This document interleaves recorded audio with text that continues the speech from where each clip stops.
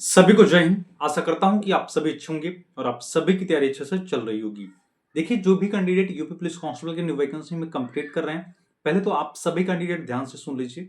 जब भी आप फॉर्म फिलअप करेंगे तो आप अपनी उपस्थिति में, चाहे आप साइबर कैफे से फॉर्म फिलअप करा रहे हो या खुद से फॉर्म फिलअप कर या किसी फैमिली मेंबर से फॉर्म को फिलअप करा रहे हैं, तो आप स्वयं फॉर्म को देख लीजिएगा और फाइनल सबमिट तभी करिएगा जब आप यह क्लियर कर लीजिएगा कि फॉर्म भरते समय आपसे कोई त्रुटि नहीं हुई है।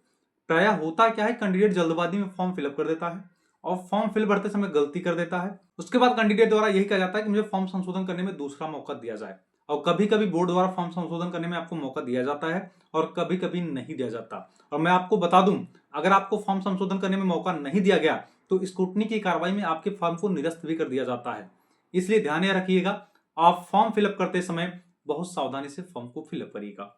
देखिए, सबसे बड़ा डाउट यह बनता है, क्या एज में छूट मिलने वाली है या नहीं मिलने वाली है।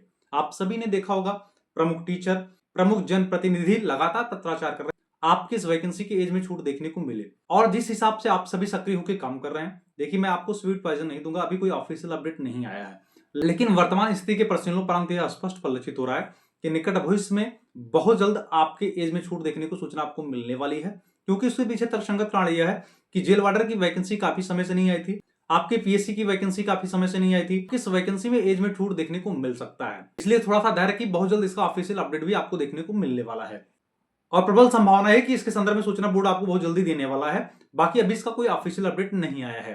ठीक है, देखिए, जो कैंडिडेट आवेदन कर रहा है उसका लगातार कमेंट के माध्यम से प्रश्न यह बन रहा था, क्या सभी पोस्ट का अलग अलग कट ऑफ बनेगा। तो मैं आपकी जानकारी के लिए बता दूं, भैया, आपके सभी पोस्ट का कट ऑफ अलग अलग बनने वाला है। आप कुछ कैंडिडेट कमेंट के माध्यम से आप पूछ रहे थे कि हम किस पोस्ट के लिए आवेदन करें। देखिए, नो डाउट प्रथम प्राथमिकता आपको सिविल पुलिस देनी है। उसके पीछे रीजन कारण यह है कि आप सिविल पुलिस में जाके आपको वहां से किसी भी शाखा में जाने का मौका मिलेगा। वीडियो में आगे बढ़ने से पहले मैं आप सभी कैंडिडेट को बता दूं, जो candidate UP police constable vacancy 2026 की तैयारी कर रहे हैं और लगातार कमेंट के माध्यम से पूछ रहे थे कि इसकी तैयारी के लिए बेस्ट एसटीडी गाइड बुक बताइए, तो मैं आपकी जानकारी के लिए बता दूं, चक्षु प्रकाशन का एसटीडी गाइड बुक आप सभी के लिए बेस्ट रहेगा, क्योंकि यह बुक आपके सिलेबस को दृष्टिगत रखते हुए नवीनतम पैटर्न पर तैयार किया गया है।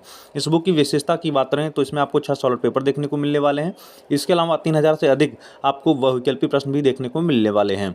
इसके अलावा बेस्ट प्रैक्टिस सेट की बात करें तो चक्षु प्रकाशन का प्रैक्टिस सेट आप सभी के लिए बेस्ट रहेगा, क्योंकि इसमें आपको अभ्यास के लिए 15 प्रैक्टिस सेट दिए गए हैं तथा 6 सॉलिड पेपर भी दिए गए हैं। अगर हम सब्जेक्ट वाइज बेस्ट बुक की बात करें तो आपके लिए मानसिक अभिरुचि, आप सामान्य हिंदी, सामान्य ज्ञान, संविधान मूल विधि एवं संख्यात्मक मानसिक योग्यता परीक्षा के लिए आपका चक्षु प्रकाशन का बुक बेस्ट रहेगा, क्योंकि ये सभी बुक आपके सिलेबस को दृष्टिगत रखते हुए तैयार किया गया है, जो आपकी तैयारी में मजबूती लाने का काम करेगा। बुक परचेज करने का लिंक वीडियो को डिस्क्रिप्शन में दिया गया है, आप यहाँ से परचेज कर सकते हैं तथा सभी बुक आपके स्थानीय बाजार में भी उपलब्ध है। ये होता क्या है कि सिविल पुलिस के माध्यम से आप चाहे एसटीएफ में जाएं, चाहे आप एटीएस में जाएं, चाहे आप अभियोजन शाखा में जाएं, इसके अलावा लगभग 14 अन्य इकाइयां हैं जहां पे आप जा सकते हैं। इसलिए प्रथम प्राथमिकता आप सिविल पुलिस को दीजिएगा।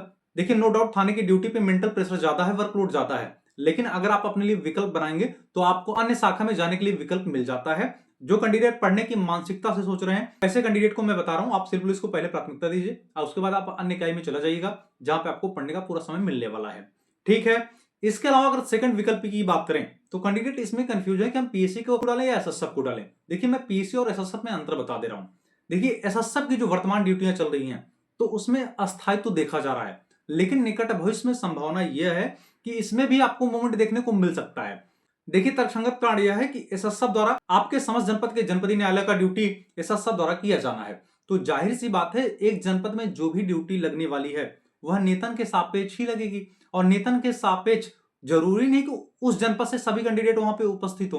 तो होता क्या है कि मूवमेंट बनाया जाता है जिससे फोर्स में विषमता ना पहले। और मैं आपकी जानकारी के लिए और बता दूं, अभी जो एसएसएफ की ड्यूटियां चल रही हैं उसमें कैंडिडेट जो भी ड्यूटी कर रहे हैं भैया, उसमें क्या है कि ऑन डेप्टेशन ड्यूटी कराई जा रही है, अर्थात प्रतिनियुक्ति पे ड्यूटी कराई जा रही है। तो प्रतिनियुक्ति में आपके गृह जनपद में पोस्टिंग हो जाती है, लेकिन जब आपकी नियुक्ति होगी तो आप अपने गृह जनपद में नियुक्ति नहीं ले पाएंगे। मैं पुनः बता दे रहा हूं, आपका सेम जैसे पुलिस का पैटर्न काम करता है उसी पैटर्न पे आपकी पोस्टिंग होगी। अगर आपके दिमाग में यह फितूर चल रहा है कि एसएसएफ के माध्यम से अगर मेरा घर प्रयागराज है, मैं प्रयागराज वाले यूनिट में पोस्टिंग करा लूंगा, तो ऐसा कुछ भी नहीं है। डिप्टेशन और अटैचमेंट में आपको गृह जनपद मिल जाता है, बाकी पोस्टिंग में आपको गृह जनपद नहीं मिलने वाला है। ठीक है, और मैं पुनः बता दे रहा हूं, अभी एसएसएफ में मूवमेंट तो कम देखने को मिल रहा है, क्योंकि अभी वर्तमान समय में सिर्फ 6 वाहिनियां प्रचलित है। निकट भविष्य में 7वां बटालियन आपका मेरठ में बनने वाला है, लेकिन अभी नहीं बना है। लेकिन मूवमेंट को लेकर मैं पुनः बता दे रहा हूं, इन फ्यूचर आपको इसमें मूवमेंट देखने को मिल सकता है। इसलिए चाहे आप पीएससी को विकल्प दूसरा बनाए या एसएससी को, यह आप पे डिपेंड करता है। बाकी टीएडी आपको एसएससी भी मिलने वाला है और पीएससी भी मिलता है। देखिए पीएससी में सबसे बड़ी समस्या यह निकल के आती है, आपको फैमिली साथ में रखने में समस्या होती है। लेकिन जो भी पीएससी में यूनिट में ड्यूटी करते हैं, जो मुख्यालय में ड्यूटी करते हैं, वह फैमिली अपने साथ रख लेते हैं और उनको पढ़ने का सफिशिएंट टाइम मिल जाता है। मैं पुनः बता दे रहा हूं, आपके पीएससी में ज्यादा वर्कलोड नहीं है और ना ही एसएससी में, सिर्फ आपको 8 घंटे ड्यूटी करनी है। उसके बाद आप मेंटल फ्री हो जाते हैं। कभी कभी अपरिहार्य स्थिति में ड्यूटी की अवधि बढ़ाई जाती है, लेकिन यह कभी कभी होता है। बाकी मेंटल प्रेशर कोई नहीं है।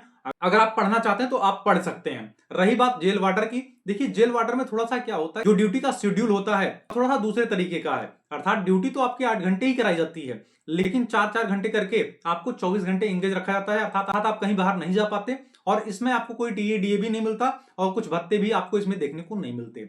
इसके अलावा मैं आपकी जानकारी के लिए बता दूं, इसके अलावा आप तीसरा विकल्प चाहे जेल वार्डर डालें चाहे घुड़सवार डालें, लगभग सेम ड्यूटी आपकी है। मैं पुनः बता दे रहा हूं, प्रथम प्राथमिकता आप सिविल पुलिस दीजिए। अगर आप हमसे सलाह ले रहे हैं तो दूसरा विकल्प आपको एसएससी डालना चाहिए और तो तीसरा विकल्प आपका पीएससी का होना चाहिए। ठीक है, बाकी आप जेल वार्डर घुड़सवार क्या डालते हैं यह आप पे डिपेंड करता है। जो मेरा व्यक्तिगत व्यू था मैं आप सभी को बता दिया। बाकी मैं डेडिकेटेड हर फोर्स पे एक वीडियो बनाने वाला हूं, उसमें मैं बता दूंगा क्या ड्यूटियां होती हैं, ड्यूटी का अवधि क्या होता है, उस फोर्स से किस शाखा में जा सकते हैं, आप एटीएस में कैसे जाएंगे, आप एसटीएफ में कैसे जाएंगे, आप जीआरपी में कैसे जाएंगे, आप ट्रैफिक में कैसे जाएंगे। मैं लगभग सभी का डाउट क्लियर कर दूंगा। लेकिन मैं पुनः बता दे रहा हूं, मुझे इस प्लेटफॉर्म पे यूपी पुलिस कांस्टेबल के सारे कैंडिडेट चाहिए। रही बात इस वैकेंसी की तैयारी को लेकर, तो मैं आपको बता दूं भैया, आपको अपने सिलेबस पे कमांड करना पड़ेगा। सिलेबस के अनुसार आपको तैयारी करनी पड़ेगी। अभी एग्जाम डेट के संदर्भ में कोई सूचना नहीं है, तो अभी आप एग्जाम डेट के बारे में सर्च मत करिए, पहले आप सिलेबस को कवर करिए। बाकी एग्जाम डेट के संदर्भ में जैसे सूचना सामने निकल के आएगी मैं आप सभी को बता दूंगा।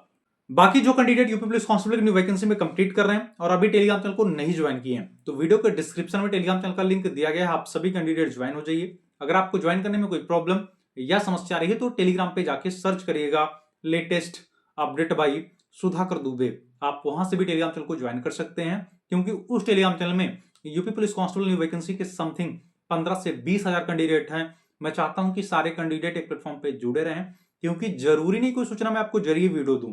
अगर मुझे समय नहीं मिल पाएगा तो मैं जरिए टेलीग्राम मैसेज आप सभी कैंडिडेट को सूचना दे दिया करूंगा। इसके अलावा टेलीग्राम चैनल पर मैं डेली करंट अफेयर का अपडेट उपलब्ध कराता हूं और गवर्नमेंट जॉब संबंधित जो भी सूचनाएं रहती हैं मैं वह भी समय समय पे उपलब्ध कराता हूं। इसलिए आप सभी कैंडिडेट उस टेलीग्राम चैनल को जरूर ज्वाइन कर लें। ठीक है, इसके अलावा यूपी पुलिस कांस्टेबल की न्यू वैकेंसी को दृष्टिगत रखते हुए अगर आपके मन में अन्य कोई प्रश्न या कोई डाउट बन रहा है तो आप निसंकोच कमेंट करके बताइएगा। पुनः अनुरोध और निवेदन है, ऐसे कैंडिडेट जो चैनल पे नए हैं प्लीज चैनल को सब्सक्राइब करिएगा, वीडियो को अधिक से अधिक शेयर करिएगा, जिससे यूपी पुलिस कांस्टेबल के सारे कैंडिडेट प्लेटफॉर्म पे जुड़े रहें। तब तक के लिए जय हिंद।